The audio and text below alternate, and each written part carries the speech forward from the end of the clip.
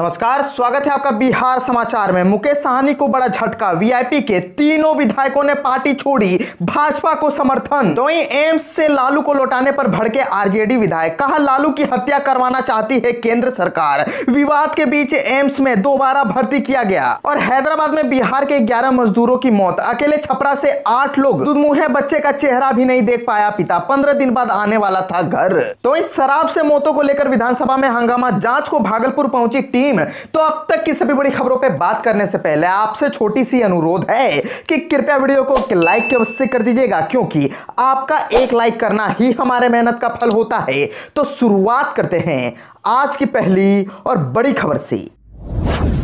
बिहार विधानसभा में मुकेश साहनी की वीआईपी का अस्तित्व बिल्कुल ही खत्म हो गया है। भाजपा सबसे बड़ी पार्टी बन गई है। दरअसल बिहार में एनडीए की सहयोगी विकासशील इंसान पार्टी का अस्तित्व विधानसभा में बुधवार को पूरी तरह से खत्म हो गया। वीआईपी के तीनों विधायकों ने भाजपा की सदस्यता ग्रहण कर ली। 3 विधायकों के शामिल होते बिहार विधानसभा में भाजपा सबसे बड़ी पार्टी बन गई है। बिहार विधानसभा में भाजपा विधायकों की संख्या 74 से बढ़कर 77 हो गई है। इससे पहले राजद 75 विधायकों के साथ सबसे बड़ी पार्टी थी। वीआईपी के 4 विधायक थे, जिनमें मुसाफिर पासवान की मृत्यु होने के बाद 3 ही बचे थे। वीआईपी के तीनों विधायकों मिश्री लाल यादव, राजू सिंह और स्वर्ण सिंह ने भाजपा मुख्यालय में बीजेपी की सदस्यता ग्रहण की। प्रदेश अध्यक्ष संजय जायसवाल ने सदस्यता ग्रहण कराई। इस अवसर पर डिप्टी सीएम तारकिशोर सिंह और रेणु देवी भी मौजूद रही। पटना के भाजपा कार्यालय में तीनों विधायकों को पार्टी की सदस्यता दिलाते हुए भाजपा अध्यक्ष ने कहा कि यह घर वापसी है। उन्होंने कहा कि यह लोग भाजपा के टिकट से लड़ने जा रहे थे, एक समझौते के तहत वीआईपी के टिकट पर लड़ रहे थे। जायसवाल ने कहा कि पिछले दिनों जो भी घटनाक्रम हुए उससे तीनों विधायक सहमत नहीं थे। ये लोग चाहते थे कि इनकी घर वापसी हो जाए। इसी के बाद इनके भाजपा में शामिल करने पर विचार किया गया। तारकिशोर प्रसाद ने कहा कि वीआईपी की विधायक दल की नेता स्वर्ण सिंह ने अपने दल का भाजपा में विलय कर लिया है।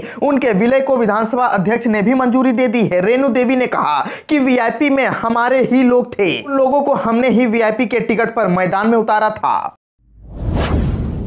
एम्स से लालू को लौटाने पर भड़के आरजेडी विधायक, कहा लालू की हत्या करवाना चाहती है केंद्र सरकार। विवाद के बीच एम्स में दोबारा भर्ती किया गया। राजद ने केंद्र की नरेंद्र मोदी और बिहार की नीतीश सरकार पर गंभीर आरोप लगा दिया है। राजद के मुख्य प्रवक्ता भाई वीरेंद्र ने कहा कि एम्स रांची के मेडिकल बोर्ड ने लालू प्रसाद की किडनी की स्थिति काफी गंभीर बताकर दिल्ली एम्स में इलाज के लिए रेफर किया था, लेकिन एम्स ने उन्हें रांची वापस भेज दिया है। उन्होंने कहा कि सामाजिक न्याय के नेता लालू प्रसाद की हत्या की साजिश केंद्र और बिहार सरकार मिलकर कर रही है। विवाद बढ़ने के बाद एम्स ने लालू प्रसाद यादव को दोबारा भर्ती कर लिया है। फिलहाल उन्हें इमरजेंसी में रखा गया है। इधर भाजपा के प्रवक्ता प्रेम रंजन पटेल ने कहा कि लालू प्रसाद का मामला कोर्ट से जुड़ा है और स्वास्थ्य से जुड़ा है। एम्स रेफर तो किया गया, पर डॉक्टर को जब लगेगा कि यहां लगातार रखकर इलाज किया जाए तभी तो ऐसा किया जाएगा। ये सब डॉक्टरों को तय करना है, सरकार को नहीं। सस्ती लोकप्रियता और सहानुभूति हासिल करने के लिए राजद के लोग इस पर बेवजह बयानबाजी कर रहे हैं। और यही नहीं, रिम्स में लालू का इलाज कर रहे हैं। और स्टेट मेडिकल बोर्ड में शामिल डॉक्टर विद्यापीठ ने बताया कि लालू यादव की स्थिति गंभीर है। उनकी किडनी स्टेज 5 में पहुंच गई है, हार्ट फेलियर के चांसेस भी है। इन्हीं सब स्थितियों की समीक्षा करने के बाद उन्हें दिल्ली रेफर किया गया था।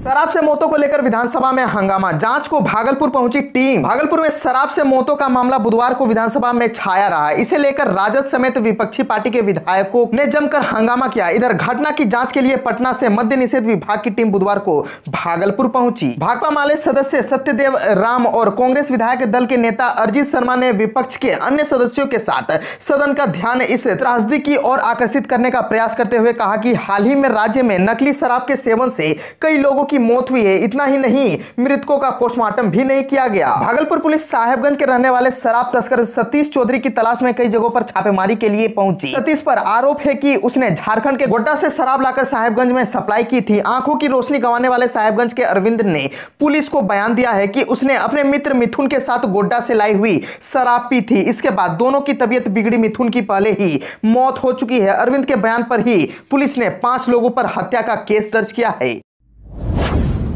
नीतीश कैबिनेट की बैठक खत्म, इन 9 एजेंडों पर लगी मुहर। इस वक्त ये बड़ी खबर पटना के सामने आ रही है। नीतीश कैबिनेट की अहम बैठक खत्म हो गई है। बिहार कैबिनेट की बैठक में कुल 9 एजेंडों पर मुहर लगी है। इस बैठक में कई महत्वपूर्ण फैसले लिए गए हैं। एसटी एससी छात्र छात्राओं के लिए हॉस्टल बनाने का फैसला भी लिया गया है।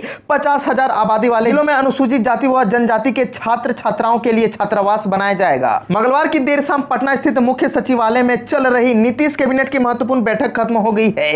बैठक में कुल 9 एजेंडों पर मोहर लगी है। एससी एसटी छात्र छात्राओं के लिए हॉस्टल बनाया जाएगा। 50,000 आबादी वाले जिलों में यह छात्रावास बनेगा। नीतीश कैबिनेट ने यह बड़ा फैसला लिया है।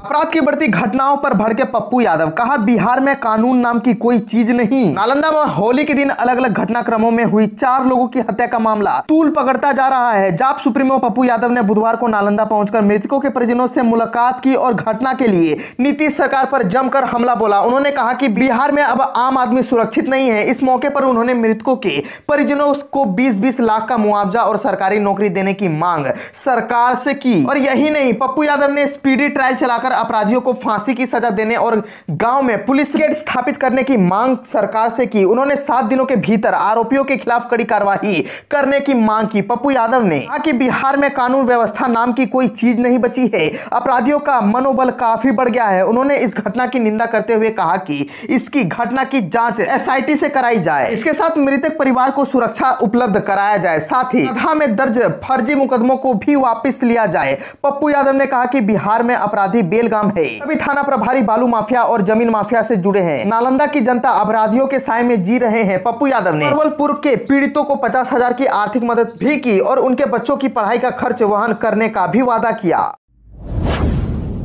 मौसम ने किया कंफ्यूज, कहीं तेज धूप तो कहीं धुंध। बिहार में पूर्वी और पश्चिमी हवा के अलग अलग प्रभाव से बने हालात, 5 दिन तक दिखेगा असर। बिहार का मौसम 2 दिशा से चल रही हवा के कारण आंख मिचोली वाला खेल खेल रहा है।